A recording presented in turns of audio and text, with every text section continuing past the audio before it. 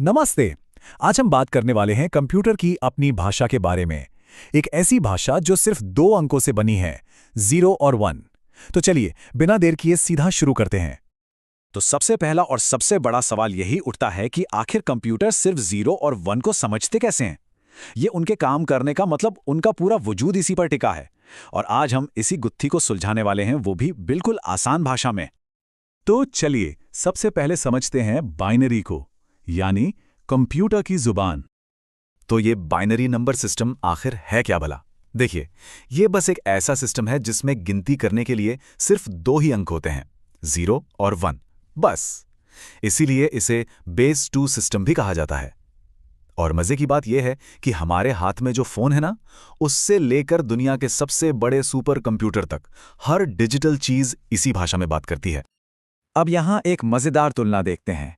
हम लोग मतलब इंसान डेसिमल सिस्टम यूज करते हैं, जिसे बेस 10 भी कहते हैं। इसमें 0 से लेकर 9 तक कुल 10 अंक होते हैं, है ना? लेकिन कंप्यूटर वो बाइनरी यानी बेस 2 सिस्टम पर चलते हैं। तो एक तरह से एक भाषा इंसानों के लिए बनी है और दूसरी मशीनों के लिए।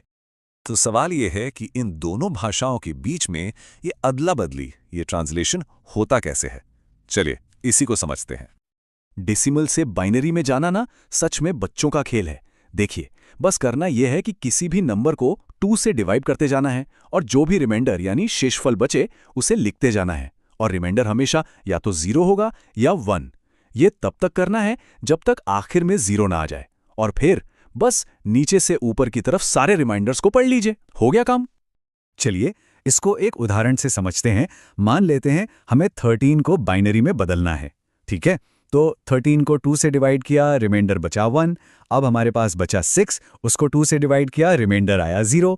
फिर 3 को 2 से डिवाइड किया, रिमाइंडर 1। और आखिर में 1 को 2 से डिवाइड किया तो रिमाइंडर 1।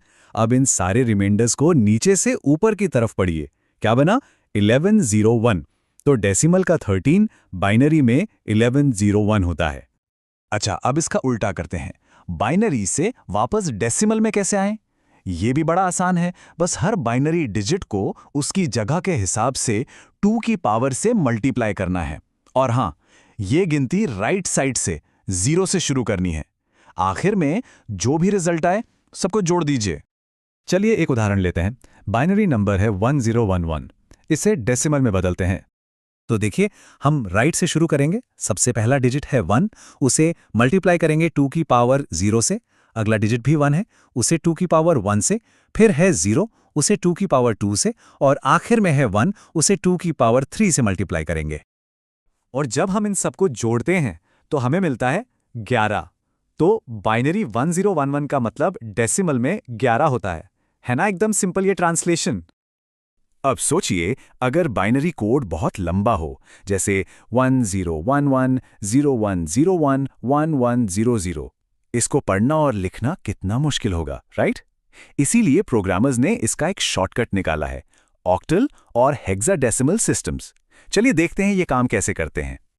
बाइनरी से ऑक्टल में बदलना तो और भी आसान है। आपको बस बाइनरी नंबर को राइट साइड से 3-3 के ग्रुप में तोड़ना है। फिर हर ग्रुप को उसके ऑक्टल नंबर में बदल देना है। बस इतना ही। जैसे मान लीजिए हमारे पास बाइनरी नंबर है 110101। इसको राइट से 3-3 के ग्रुप में बांटा तो क्या बना? 110 और 101। अब बाइनरी में 110 का मतलब होता है 6 और 101 का मतलब होता है 5। तो हमारा ऑक्टल नंबर बन गया 65। देखा कितना फटाफट हो गया। हेक्साडेसिमल का फंडा भी बिल्कुल सेम है। बस फर्क इतना है कि यहाँ 3 की जगह 4-4 बिट्स के ग्रुप बनते हैं। ये सिस्टम बहुत काम का है, खासकर जब रंगों के कोड लिखने हों, जैसे वेबसाइट्स के लिए, या फिर कंप्यूटर की मेमोरी का एड्रेस बताना हो। एक और उदाहरण देखते हैं, 010111। अब इसे 4-4 के ग्रुप में बांटने के लिए हमें लेफ्ट में 2 0 लगाने पड़ेंगे। तो ग्रुप बने 0010 और 1011। अब 0010 का मतलब होता है 2 और 1011 का मतलब होता है 11। पर हेक्साडेसिमल में 9 के बाद A, B, C आता है, तो 11 को हम B लिखते हैं। तो जवाब क्या हुआ? 2B। तो आज हमने काफी कुछ कवर कर लिया है ना? अब सवाल यह है कि इन सबको याद कैसे रखा जाए। शायद कोई ट्रिक हो? देखिए, सबसे ज़रूरी बात यह है कि इन कन्वर्जन्स को समझना असल में कंप्यूटर की भाषा में बात करने जैसा है। ये वो बुनियाद है जिस पर हमारी पूरी डिजिटल दुनिया टिकी हुई है। और यहीं पर एक मज़ेदार सवाल खड़ा होता है, क्या इन सारे कन्वर्जन्स को याद रखने के लिए एक पूरी टेबल बना लेनी चाहिए या फिर कोई और आसान ट्रिक होनी चाहिए? इस बारे में सोचा जा सकता है। इसी सवाल के साथ आज की ये चर्चा यहीं समाप्त करते हैं। जुड़ने के लिए धन्यवाद।